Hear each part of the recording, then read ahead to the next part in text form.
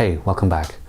Today, I really wanted to think about what's the best way to teach teachers about trauma without getting them distracted with all the technical stuff, and what's the most important thing for them to understand and learn. And I thought that the best way to do it might be to just make a difference between a learning brain versus a brain in survival mode. So we'll just call it learning brain versus survival brain. And this is the difference. So learning brain is this brain that's open to learning new information, and it's completely okay with ambiguity and grays and vagueness, and it sees the big picture. It like pulls back and is on the balcony, can look over the forest and figure out what's going on. On an emotional level, people in learning brain feel calm, peaceful, maybe a little excited about what they're about to learn, maybe a little playful and having fun too, and definitely curious. And they're not afraid of making mistakes because it's just part of the learning process. And so they're not really thinking about themselves. And they actually feel a little bit of confidence that if they just apply themselves, they might pick up what they're trying to learn. Now, survival brain, on the other hand, is completely different. It's hyper-focused on threat. It doesn't like ambiguity. It wants clear, hard facts. It thinks in black and white terms. It doesn't want anything to be gray at all. And then emotionally, you can imagine that survival brain makes people feel panicky, feel like a little obsessive and afraid of getting things wrong. And they don't feel calm and open to learning new things. They just want to get things over with. And people in survival brain also really don't like making mistakes, and they are afraid of looking stupid too. So students in survival brain don't want to be picked on. They don't want to raise their hand and ask questions and look stupid. And so these people are also filled with doubt about their own ability to learn stuff, and they're afraid that other people can see how stupid they really are. Now, it's really important to understand how learning brain and survival brain interact, because survival brain always trumps learning brain.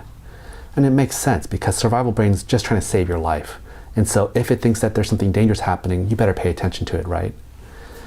But the tricky thing is that as survival brain stays on longer and longer, it's harder to get out of that. And it's harder to really go into learning brain.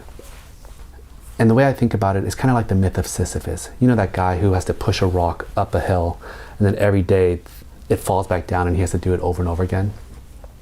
Well, being in learning brain is like being up on the high parts of that mountain. You can see the expanse of what's going on, but it also takes a lot of work to be up there.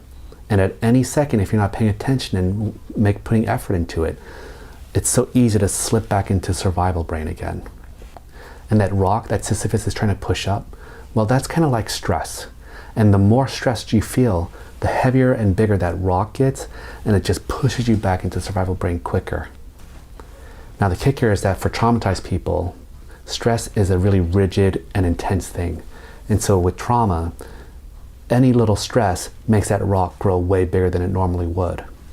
And because people with trauma misperceive ambiguous situations as threatening and stressful, that rock just stays big all the time. Now, the good news is that the more you control stress, well, the easier it is to be in learning brain, right? Because that rock is a lot smaller. And what I really want to highlight for teachers is that the best way to keep students in learning brain goes back to why I spent so much time talking about attachment. Students best learn when they feel like they're safe and supported by the adults around them. So it's kind of like a baby elephant. You know how like on those nature shows, the baby elephant is like playing with leaves or exploring a tree or something like that and having a lot of fun. And the only reason why they can do that is because there's a whole group of mama elephants around that baby protecting it and looking out for danger.